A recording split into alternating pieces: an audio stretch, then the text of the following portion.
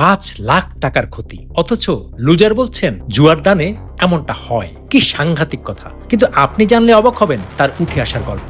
আসুন জানা যাক।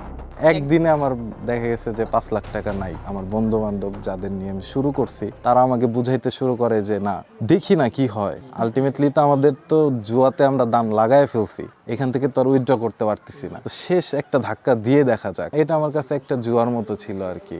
মানে জুয়ার আসরে যেমন বাজি লাগানো হয় সেরকম একটা দান আমার কাছে ছিল।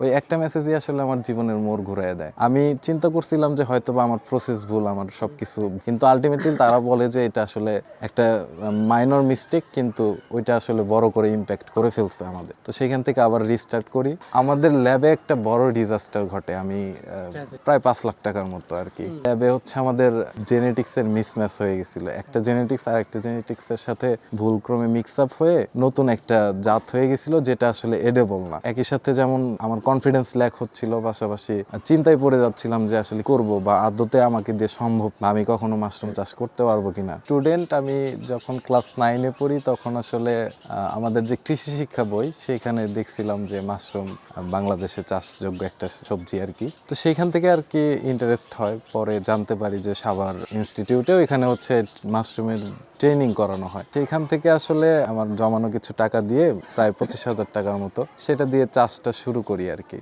তো পরবর্তীতে আলটিমেটলি ওইটা লস প্রজেক্ট আর কি। আমার আগ্রহটা বাড়ে এই কারণেই যে আমি আসলে চিন্তা করি যখন লসটা খাই, কেন লস খেলাম।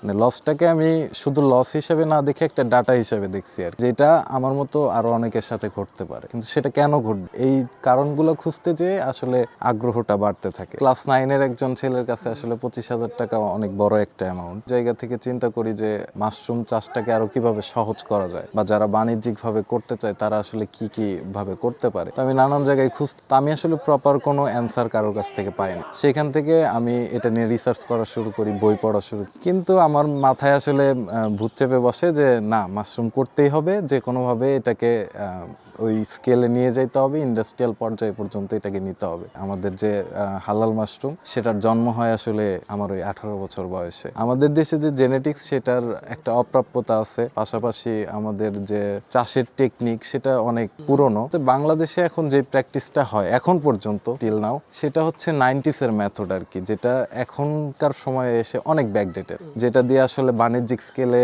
যাওয়া কোনোভাবেই পসিবল না। আমি মেইনলি হচ্ছে বাইরের যে ভিডিওগুলা, ইউটিউব ভিডিও, ওনাদের কাল্টিভেটর যারা আছে তাদের ভিডিও দেখতাম। পাশাপাশি আমি মাশরুম রিলেটেড বিভিন্ন বই পড়া শুরু করি। পাশাপাশি আমি বড় একটা হেল্প পাইছি হচ্ছে রিসার্চ পেপার পড়ে। পাশাপাশি এআই একটা বড় হেল্প করছে আমাকে এই জার্নিতে। তো সব মিলে আসলে এইভাবে আমার শুরুটা হয়। তারপরে যখন প্র্যাকটিক্যাল এক্সপিরিয়েন্স করতে থাকি, এক্সপেরিমেন্ট করতে থাকি, সেসবের মাধ্যমে আসলে আমার ফান্ডামেন্টালটা স্ট্রং হয়েছে। চ্যালেঞ্জ করছি যে আমি বাংলাদেশে যারা করছে তাদের মতো করব না, বা ওইরকম স্ট্রাকচারে আমি আগাবো না, বেটার কিছু করব। তো সেই জায়গা থেকে বারবার ফেল হওয়ার পরেও আমি নিজেকে বোঝানোর চেষ্টা করছি যে না, এখন এটা হচ্ছে না, হবে। তো সেই জায়গা থেকে আসলে কারেজটা থাকা।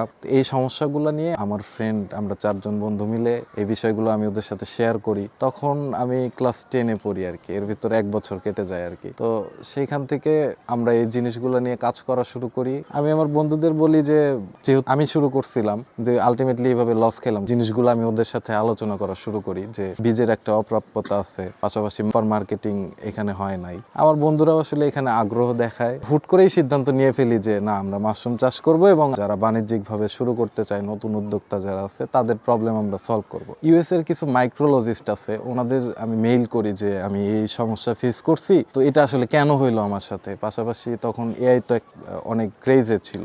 এটা হচ্ছে মাশরুমের সাবস্ট্রেট ব্যাগ আর কি। এটা থেকে হচ্ছে মাশরুম আসে। অ্যাগ্রি ওয়েস্ট যেগুলো আছে, যেমন খড়, কাঠের গুঁড়া, গমের ভুসি, এই জিনিসগুলো দিয়ে আমরা হচ্ছে একটা সাবস্ট্রেট বানাই, মাইসিলিয়ামের জন্য খাবার বানাই। এই জায়গাটার নাম হচ্ছে ফ্রুটিং চেম্বার আর কি। মাশরুমের গ্রোয়িংটা এখানে হয় আর এর আগে আরেকটা প্রসেস আছে, সেটা হচ্ছে ইনকুবেশন প্রসেস আর কি।